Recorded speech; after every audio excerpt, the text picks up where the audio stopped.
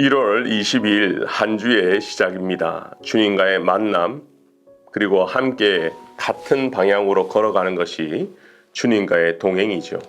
오늘도 주님과 동행하시는 여러분 되시기를 바랍니다. 하나님의 말씀은 요한복음 7장 25절에서 27절입니다. 예루살렘 사람 중에서 어떤 사람이 말하되 이는 그들이 죽이고자 하는 그 사람이 아니냐. 보라, 드러나게 말하되 그들이 아무 말도 아니하는도다. 당국자들은 이 사람을 참으로 그리스도인인 줄 알았는가? 그러나 우리는 이 사람이 어디에서 왔는지 아노라. 그리스도께서 오실 때에는 어디에서 오시는지 아는 자가 없으리라 하는지라. 여러분, 사도 요한, 베드로 사도, 사도 바울의 공통 이 분모가 무엇인가요? 사도입니다. 사도의 뜻은 헬라어로 아포스톨로스, 이 보냄을 받은 자, 즉 주인에게서 파견받은 사람입니다. 갈릴리 해변에서 예수님께 보냄을 받은 제자 베드로, 다메섹에서 환상 중에 예수님을 만난 바울 사도, 모두 예수님을 1대1 인격적으로 만나 그 뜻에 순종하여 이 보냄을 받은 사명자들이죠. 그렇다면 예수님은 누구로부터 보냄을 받았을까? 이것이 오늘 본문의 핵심 주제입니다. 28절을 보면 예수께서 성전에서 가르치시며 외쳐 이르시되 너희가 나를 알고 내가 어디서 온 것도 알거니와 내가 스스로 온 것이 아니니라. 나를 보내신 이는 참되시니 너희는 그를 알지 못하나 나는 아노니 이는 내가 그에게서 났고 그가 나를 보내셨음이니라 하시니. 이는 내가 그에게서 났고 그가 나를 보내셨다. 참으로 신기하게 예수님은 나를 보내신 이름, 그라는 대명사로 가리고 구체적으로 누구인지 밝히지 않았습니다. 하지만 우리도 알고 그 당시 성전에 있는 사람도 아는 그는 하나님 아버지입니다.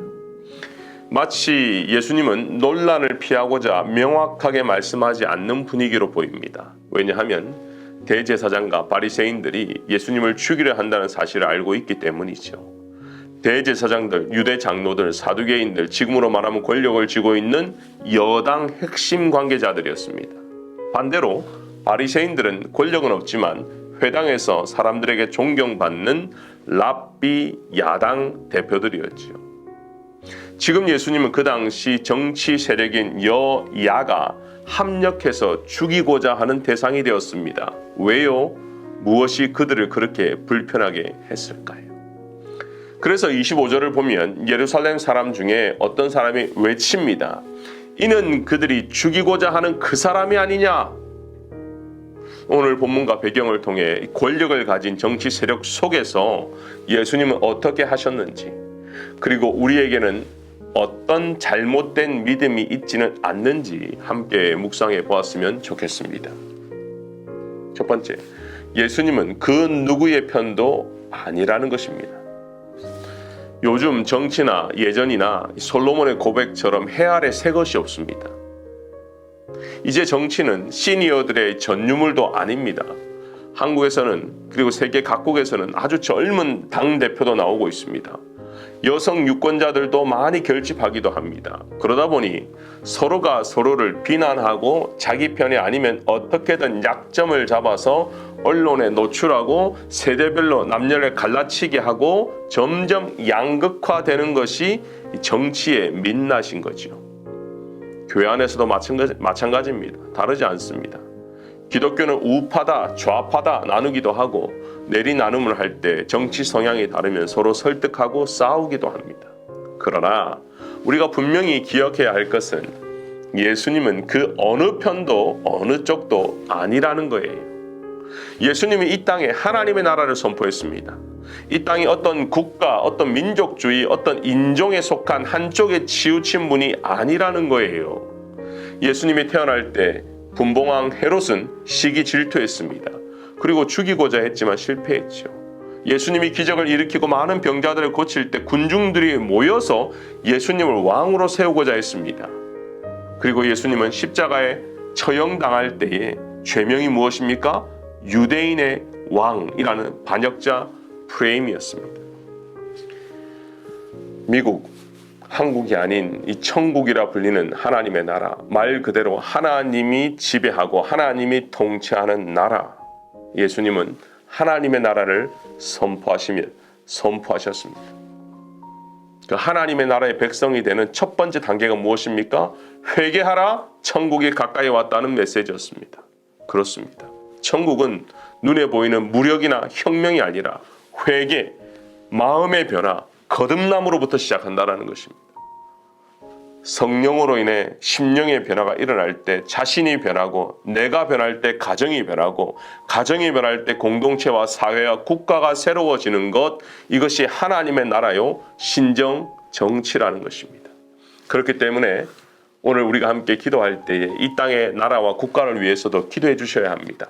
이 땅에 하나님의 나라가 씨앗이 심기고 확장되도록, 그리고 정치, 경제, 사회, 문화, 교육 모든 영역에 예수님을 따르는 제자들이 리더가 되어서 그 길을 하나님의 뜻대로 잘 인도할 수 있도록 여러분들이 기도하는 하루가 되었으면 좋겠습니다. 우리의 생명이여 소망 되시는 하나님, 하나님의 한량없는 은혜와 사랑을 찬양합니다.